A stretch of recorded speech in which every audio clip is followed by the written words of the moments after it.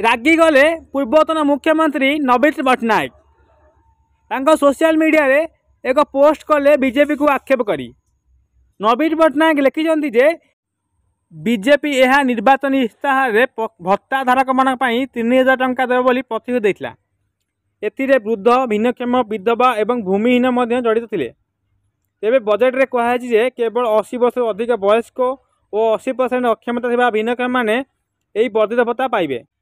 BJP 45,000 कोटी टंका loan नेला परे मध्य एहाकु घोषणा करे नाही। एथिरे स्पष्ट होइछि जे बीजेपी रे प्रतिश्रुति एक पानी टांकी रे गारबली होई जाइछि।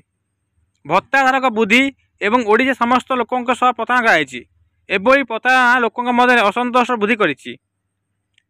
एथिपाई बीजेडी सरकार अगस्त 16 तारिख जिला ब्लॉक स्तर एक जनजागरण यात्रा करिवो।